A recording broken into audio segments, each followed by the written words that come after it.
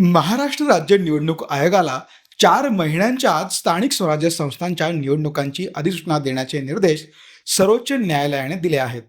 तसेच स्थानिक स्वराज्य संस्थांच्या निवडणुका लवकर घेण्यास सांगण्यात आले आहेत. न्यायालयाच्या या आदेशानंतर महापालिका, नगरपालिका, जिल्हा परिषदांच्या रखडलेल्या निवडणुकांचा मार्ग मोकळा झाला आहे. दरम्यान सर्वोच्च न्यायालयाच्या सुनावणीत नक्की काय काय घडलं याबाबत ज्येष्ठ विधिज्ञ सिद्धार्थ शिंदे यांनी माहिती दिली. महाराष्ट्र राज्य स्थानिक स्वराज्य संस्थांच्या प्रकरणाची सुनावणी आज सुप्रीम कोर्टात पार पडली. सुप्रीम कोर्टाने महाराष्ट्र सरकारला आणि राज्य निवडणूक आयोगाला असे निर्देश दिले आहेत.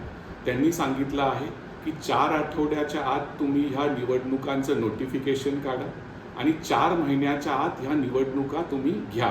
म्हणजे निवडणुकांचे निकाल हे सप्टेंबरपर्यंत यायला पाहिजे असं सुप्रीम कोर्टाचं म्हणणं होतं. आता त्याच्यात याचिकाकर्ता अनेक होते. काही याचिकाकर्त्यांचं काय म्हणणं होतं, काही याचिकाकर्ते म्हणत होते काही करा पण निवडणुका घ्या.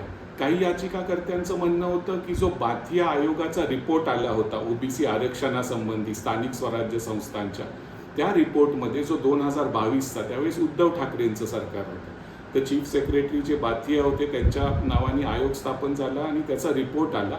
त्या रिपोर्टप्रमाणे याचिकाकर्त्यांचं म्हणणं होतं की ओबीसींच्या जागा स्थानिक स्वराज्य संस्थांमध्ये ह्या काही हजारांनी कमी झालेल्या आहेत. त्यामुळं त्यांचं म्हणणं होतं की तुम्ही आधीच्या आरक्षणाप्रमाणेच निवडणुका घ्या. महाराष्ट्रात स्थानिक स्वराज्य संस्थांमध्ये ओबीसींचं आरक्षण हे 94 सालापासून आहे. ते आत्तापर्यंत होतं. त्याच्यात मधी मग काही लोक कोर्टात गेले वगैरे आणि मग 22मध्ये हा आयोगाचा रिपोर्ट आला. तर आता आज कोर्टाने असे निर्देश दिले आहेत की जो बाथिया आयोगाचा रिपोर्ट आहे तो आमच्यासमोर आहे, त्याच्यावर पुढे विस्तृत सुनावणी चालू राहील. पण इलेक्शन न झाल्यामुळं काही ठिकाणी 5 वर्ष झाले, काही ठिकाणी अनेक वर्ष झाले इलेक्शनच झालेले नाहीत. पालिका, महापालिका, नगरपालिका, नगरपंचायत, जिल्हा परिषद, त्यामुळं लोकशाहीची गळचेपी होती. असे ओरल ऑब्झर्वेशन, मौखिक टिप्पणी ही कोर्टाने केली. जस्टिस सूर्यकांत आणि जस्टिस कोटेश्वर सिंग यांच्या कोर्टाने. त्यांचं म्हणणं होतं की बऱ्याच ठिकाणी हे जे प्रशासक आहेत ते मनमानी कारभार करतायत. काही ठिकाणी जमिनींचा लिलाव होतोय कोणाला कॉन्फिडन्समध्ये न घेता, आणि त्यामुळं लोकप्रतिनिधी, पंचायत राज हा आपला, माझ्या मते पण पंचायत राज हा आपला मूळ आहे. म्हणजे पंचायत राजपासूनच सगळं उगम होतं आणि मग सगळे पुढचे इलेक्शन होतात. जर तेच इलेक्शन रखडले गेले काही कारणास्तव, हे लोकशाहीसाठी चांगलं नाही. त्यामुळं कोर्ट म्हणलं की त्वरित हे इलेक्शन तुम्ही घ्या. आणि राज्य सरकारनी पण, राज्य सरकारचं म्हणणं होतं की आता कसं आहे, त्यावेळेस उद्धव ठाकरेंचं सरकार होतं. जर बाथिया आयोगाप्रमाणे जर इलेक्शन झाले असते तर काही हजारांनी ओबीसींच्या जागा कमी झाल्या असत्या आणि आत्ताच्या राज्य सरकारला ते त्यांच्या ह्याच्यात नाही घ्यायचं आहे. म्हणजे आमच्यामुळं झालं असं लोकांना नाही दाखवायचं आहे. त्यामुळे राज्य सरकारनी पण होकार दिला, जर 2022च्या आधीच्या आरक्षणाप्रमाणेच इलेक्शन झाले तर राज्य सरकारची काही हरकत नाही, असे सॉलिसिटर जनरल तुषार मेहता यांचं कोर्टासमोर म्हणणं होतं.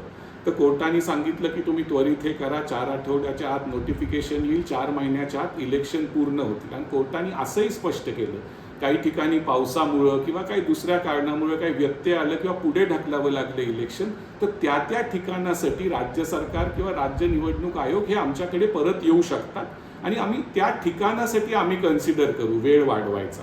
तर आत्ता तुर्तास तरी सप्टेंबरच्या आत निवडणुका पूर्ण व्हायला पाहिजे. 4 आठवड्याच्या आत नोटिफिकेशन येईल, शेड्यूल येईल आणि राज्य सरकार म्हणजे राज्य निवडणूक आयोग आपल्याला सांगेल की ह्याच्यात काय, कसं ते कोणतं आधी घेतील, जिल्हा परिषद, पंचायत समिती, जे काय महापालिका, पालिका एकत्र घेतील, कसं शेड्यूल, ते टेंटेटिव्ह शेड्यूल येईल, म्हणजे नोटिफिकेशनच येईल आणि मग 4 महिन्याच्या आत निवडणुका घ्यायच्या आहेत. आता काही जण लोक मी तर वकील आहे, पण मला आज काही पत्रकारांनी वगैरे विचारलं मग ह्याचं राजकीय काय होईल. आता मी राजकीय याच्यावर तर मी बोलूही शकत नाही आणि माझं त्यात राजकीय विश्लेषणावर माझा किंवा राजकीय विश्लेषण करण्यासारखा मला नाही वाटत मी एवढं परिपक्व आहे. पण आता कसं झालं होतं की बरेच वर्ष झालेत की निवडणुका होत नव्हत्या. लोकप्रतिनिधी, जे माजी लोकप्रतिनिधी आहेत, तर लोकांमध्ये पण एक हे होतं की आता नक्की होणार का नाही आणि त्यांच्यात निरुत्साह जाणवत होता. आणि पंचायत राज हे कसं आहे, ह्याच्यातूनच सगळं आपलं म्हणजे फॉर्म होतं, पब्लिक ओपिनियन फॉर्म होतं वेगळं. आता राजकीय ह्याच्यात कसं आहे, आता थोडी युद्ध सदृश्य परिस्थिती आहे, तर असं म्हणायला नाही पाहिजे, पण ह्याच्यात एखाद्या वेळेस सरकारलाही त्याचा फायदा होईल आणि आता सरकार म्हणू शकतं की आमच्यामुळे हे इलेक्शन होत आहेत, जे जैसे ते स्थिती ती सुप्रीम कोर्टाने 2022 मध्ये लादली होती ती आमच्यामुळे उठली गेली आहे आणि ओबीसी आरक्षणाला आम्ही धक्का नाही लावला आहे, कारण भारतीय आयोग जो उद्धव ठाकरेंच्या वेळेस झाला होता त्याच्यात ओबीसींच्या जागा कमी करण्यात आल्या होत्या आणि आम्ही यशस्वी ठरलो आहे असं राज्य सरकार लोकांना सांगू शकेल की कोर्टाला आम्ही पटवून दिलं आहे की तुम्ही 94 ते 2022 मध्ये जे लोकल सेल्फ बॉडीचं ओबीसी आरक्षण होतं ते आम्ही टिकवण्यात यशस्वी ठरले आहोत. आता पुढे इलेक्शनमध्ये काय होतं ते आपल्याला माहीत नाही. बऱ्याच ठिकाणी पक्षाच्या चिन्हावर निवडणुका लढवल्या जातात, स्थानिक स्वराज्य संस्थाच्या काही ठिकाणी पॅनल असतात, म्हणजे बऱ्याच पक्षाचे लोक एकत्र येतात आणि इंडिपेंडेंट किंवा एका पॅनलवर लढतात. आता ह्याच्यात काय राजकीय मुद्दे, काय देशाचे मुद्दे वगैरे नसतात, हे लोकल इश्यूज असतात. त्या पालिकेचे, महापालिकेचे, जिल्हा परिषदचे, पंचायत समिती, नगरपालिका जे काय असेल ते नगरपंचायतचे लोकल इश्यूज. तर आता 4 महिन्याच्या आत इलेक्शन होतील. पावसाळ्यात सरकारला पण माहिती आहे, कोर्टाला पण माहिती आहे इलेक्शन होऊ शकणार नाही, त्यामुळे जून, जुलै किंवा ऑगस्ट मध्यापर्यंत तरी इलेक्शनची शक्यता कमी वाटते. पण ऑगस्टच्या दुसऱ्या आठवड्यापासून ते सप्टेंबर अखेरीसपर्यंत इलेक्शन हे नक्की होतील. जर त्याच्यात काही राज्य सरकारला काही एखाद्या एरियामध्ये किंवा कुठल्या पालिकेमध्ये, महापालिकेमध्ये, कुठल्या जिल्ह्यात वाटलं पावसाची परिस्थिती आहे, त्यावेळेस काही नवीन परिस्थिती उद्भवली तर ते कोर्टात जाऊन तिथल्या एरियापुरतं ते टाईम वाढवून घेऊ शकतात.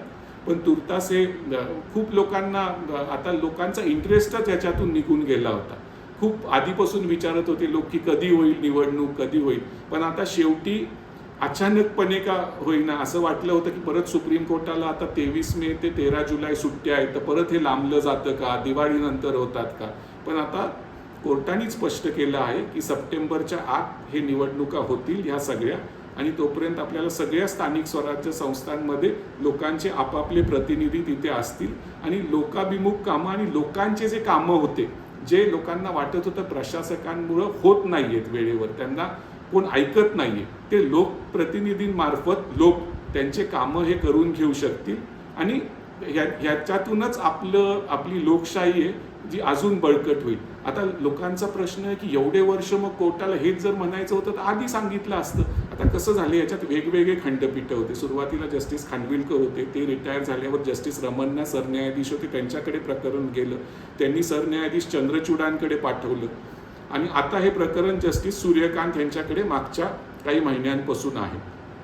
मध्ये त्यांनी दोन्ही बाजूंना विचारलं होतं आधीच्या तारखेला नक्की प्रकरण काय, ते दोन्ही बाजूंमध्ये खडाजंगी झाल्यामुळं नीट जजेसला समजलं नव्हतं.